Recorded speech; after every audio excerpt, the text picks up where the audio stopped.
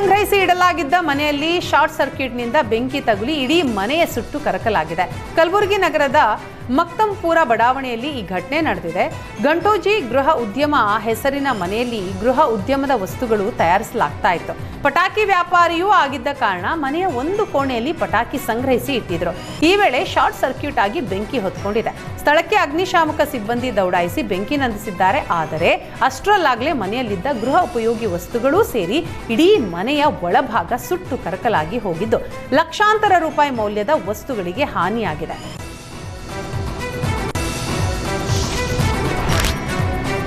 BPL card ಹೊಂದಿರುವ ಅನರ್ಹ ಫಲಾನುಭವಿಗಳಿಗೆ ಆಹಾರ ಮತ್ತು ನಾಗರಿಕ ಸರಬರಾಜು ಇಲಾಖೆ ಶಾಕ್ ನೀಡಿದೆ.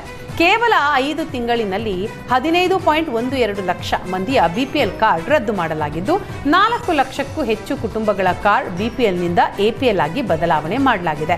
ಇದರ ಜೊತೆಗೆ 23,000ಕ್ಕೂ ಅಧಿಕ ಬಿಪಿಎಲ್ ಕಾರ್ಡ್ಗಳನ್ನು ತಾತ್ಕಾಲಿಕ ಅಮಾನತಿನಲ್ಲಿ ಇಡಲಾಗಿದೆ. ಈ ಮೂಲಕ ಅನರ್ಹ ಫಲಾನುಭವಿಗಳ ಬಿಪಿಎಲ್ ಕಾರ್ಡ್ ರದ್ದುಗೊಂಡಿದೆ.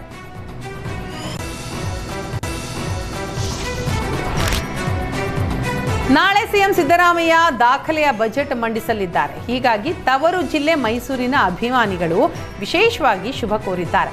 ಮೈಸೂರಿನ ಕೋಟೆ ಆಂಜನೇಯ ಸ್ವಾಮಿ ದೇವಾಲಯ ಮುಂಭಾಗ ರಂಗೋಲಿಯಲ್ಲಿ ಬೃಹತ್ ಸಿಎಂ ಭಾವಚಿತ್ರ ಬಿಡಿಸಲಾಗಿದೆ. 8,000 ಚದರ ಅಡಿ, 125 ಅಡಿ ಉದ್ದ, 65 ಅಡಿ ಅಗಲದ ಚಿತ್ರ ಚಿತ್ರೀಕರಿಸಲಾಗಿದೆ.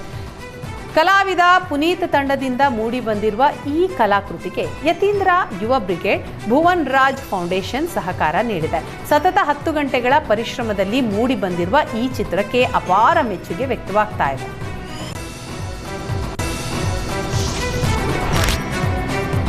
ಕಡಿಮೆ ಬೆಲೆಗೆ ಚಿನ್ನದ ಆಸೆ ತೋರಿಸಿ 20 ಲಕ್ಷ ದರೋಡೆ ಮಾಡಲಾಗಿದೆ. ದೇವನಹಳ್ಳಿ ತಾಲೂಕಿನ ರಾಷ್ಟ್ರೀಯ ಹೆದ್ದಾರಿ ವೆಂಕಟಗಿರಿ ಕೋಟೆ ಬಳಿ ಘಟನೆ ನಡೆದಿದೆ. ಕುಮಾರ್ ಎಂಬಾತ ನಮ್ಮ ಬಳಿ 4 ಕೆಜಿ ಗೋಲ್ಡ್ ಕಾಯಿನ್ ಕಡಿಮೆ ಬೆಲೆಗೆ ಸಿಗುತ್ತೆ ಅಂತ ವಿಶ್ವಪ್ರಸಾದ್ ಬಳಿ ಮಾತುಕತೆ ಶುರು ಮಾಡಿದ್ದಾರೆ.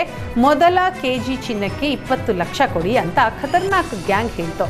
ಚಿನ್ನದ ಆಸೆಗೆ ಬಿದ್ದು ಬೆಂಗಳೂರಿನತ್ತ ವಿಶ್ವಪ್ರಸಾದ್ ರೆಡ್ಡಿ ಬಂದಿದ್ರು.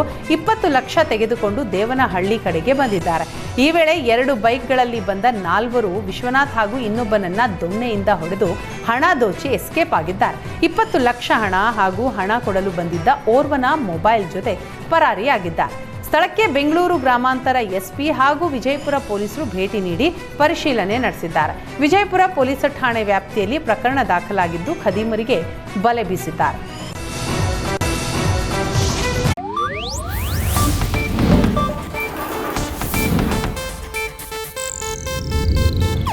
ಇದು ಏಷ್ಯಾನೆಟ್ ನ್ಯೂಸ್ ನೆಟ್ವರ್ಕ್ ಪ್ರಸ್ತುತಿ.